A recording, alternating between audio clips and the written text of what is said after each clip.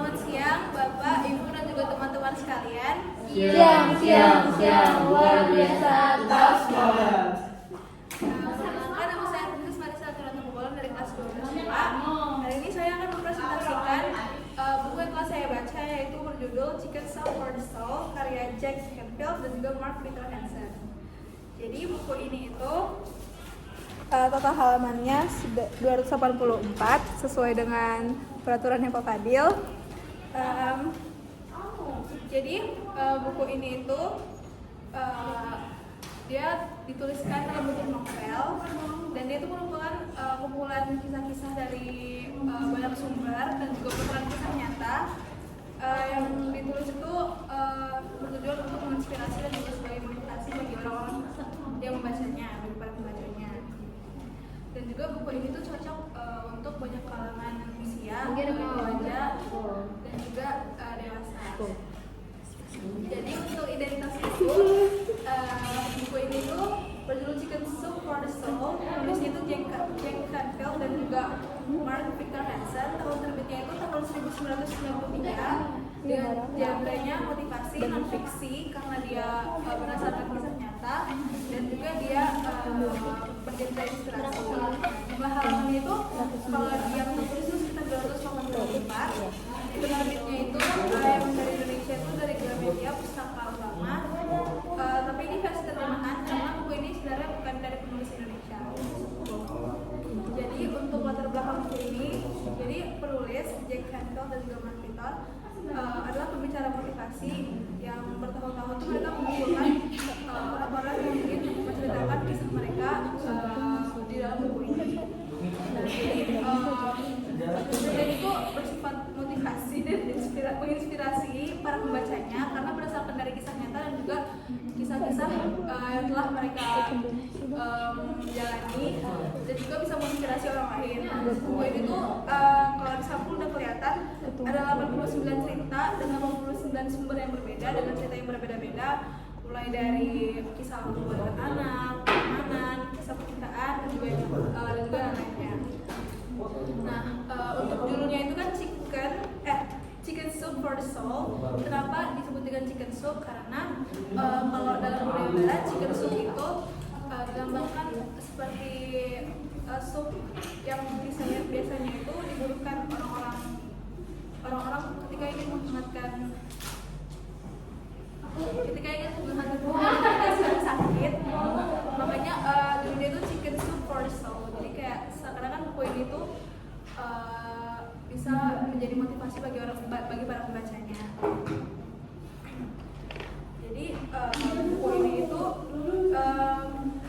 ceritanya ada 89 cerita yang biasanya satu cerita itu, satu bab itu berisi 1 sampai 3 halaman aja. Jadi cerita itu singkat, tapi pesan dalam buku ini tuh bisa memotivasi para pembacanya. Nah, ini tuh dibagi dari beberapa bab seperti ada bab cinta keluarga, keberanian dan kepedihan, pengampunan dan pertobatan, persahabatan dan kerjasama, serta harapan dalam berpikir.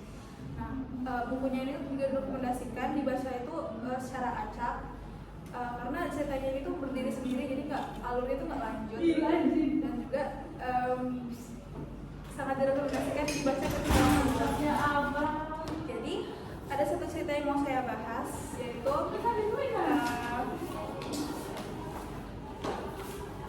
yaitu si hakim pemeluk. Nah, jadi kalau di buku aslinya si hakim pemeluk itu dibilang hakim judge. Jadi dia itu seorang, namanya itu tokohnya itu Lee Sabiro atau biasanya dipanggil Sabiro. Dia itu seorang pensiunan hakim. Nah, dia itu merupakan orang-orang yang disukai sama orang-orang sekitarnya karena dia sangat ramah, dan saat dia menempuh karirnya sebagai hakim, dia menemukan bahwa pelukan itu sebagai komunitas dia untuk menyampaikan kasih sayangnya dia kepada orang lain. Dia bahkan membuat sebuah stiker di bukunya yang bertuliskan jangan menggangguku pelupah daku. Nah,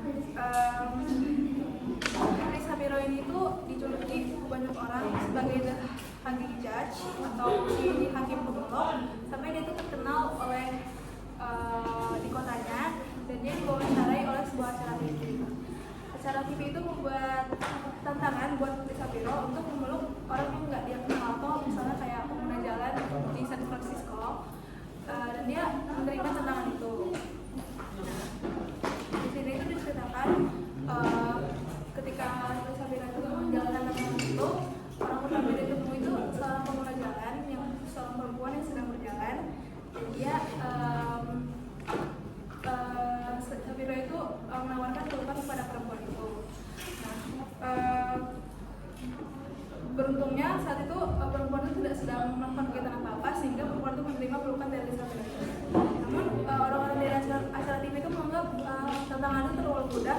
menyuruh Lisa Vero ini untuk mencari orang lain untuk ya menawarkan sebuah pelukan.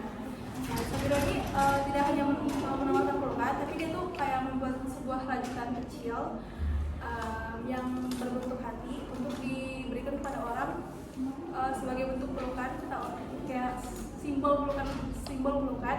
Jadi kalau misalnya dia tidak bisa meluk orang itu, dia hanya memberikan hati kecil itu untuk menggantikan pelukan yang ditawarkan.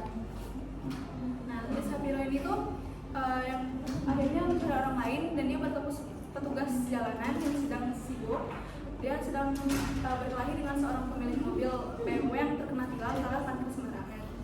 Nah, awalnya Lisa Vero tuh kayak ragu karena dia sedang kesusahan. Tapi akhirnya Lisa Vero mendatangi petugas wanita itu lalu dia berkata, permisi, perkenalkan aku Lisa Vero dan aku melihat kamu sedang kesulitan. Aku akan menawarkan pelukan untukmu, apa kamu menerimanya? Tak disangka-sangka petugas wanita itu akhirnya menerima pelukan Lisa Vero dan membuat orang-orang dari acara TV itu tidak terima dan masih mau kayak Lisa Vero harus menemukan orang lain untuk ditawarkan sebuah pelukan. Kayak mereka tuh menganggap itu terlalu mudah gitu, orang masih mau menerima pelukan dari Lisa Vero. Akhirnya salah satu dari orang acara TV itu bilang kayak, coba lihat ada pengemudi bus yang sedang menurunkan penumpang. Pengemudi bus di San Francisco itu kan terkenal kayak orangnya kayak galak, pemarah, terus kayak badannya yang kayak tinggi gitu. Jadi kayak gak mungkin mereka mau menerima pelukan dari orang asing. Nah, tapi di situ Lisa Vero tetap menerima tantangan itu dan dia mendatangi pintu bus yang sedang parkir itu. Dia mengulangi kembali apa yang dilakukan. Dia memperkenalkan dirinya, permisi, perkenalkan aku Lisa Vero dan aku di sini kamu sedang mendengar pelukanmu. Menjadi pengemudi bus itu kan gak mudah dan juga pekerjaannya sangat menegangkan. Aku ingin menawarkan pelukan kepadamu, apakah kamu menerimanya? Awalnya kayak pengemudi bus itu tidak berkata apa-apa, dia hanya berdiri dan keluar dari busnya. Lalu dia berkata, tentu saja aku akan menerima pelukan. Lalu Lisa Vero belum pengemudi bus itu dan juga dia memberikan hati yang telah dibentuk kepada pengemudi bus itu.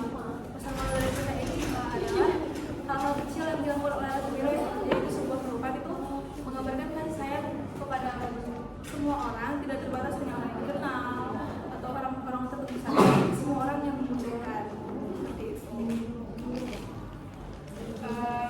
Jadi untuk kelebihan buku ini itu cocok untuk semua usia. Terus ceritanya pendek tapi bermakna, jadi tidak bisa dibaca part-partnya aja dan bisa dibaca di waktu senggang. Nah, jadi kayak sangat relevan juga untuk para pembaca karena ini berdasarkan dari kehidupan nyata. Terus untuk kekurangan buku, dia tuh tidak terdiri dari cerita pendek, tidak hanya satu cerita, jadi dia nggak ada alur utamanya. Jadi dia tuh kayak ceritanya tuh nggak panjang, jadi kayak nggak satu tema lah intinya. Nah, terus kurang cocok untuk pembaca yang nggak suka cerita yang terlalu sentimental. Nah, untuk pesan moralnya itu dari buku ini tuh setiap orang tuh memiliki kisah berharga. Bahkan 89 cerita ini pun masih kurang karena buku ini tuh punya banyak cetakan sebenarnya. Jadi banyak kisah nyata dari beberapa sumber yang dikumpulkan dalam buku seperti ini. Terus tindakan sederhana bisa menghidupkan kembali harapan seseorang. Jadi buku ini itu mengajarkan kita untuk menjadi manusia yang peduli terhadap lingkungan sekitarnya. Mungkin ini saja yang saya sampaikan dalam presentasi kali ini. Jika ada salah kata mohon maafkan. Selamat siang Bapak, Ibu dan juga teman-teman sekalian. Siang, luar biasa. Makasih, Kak.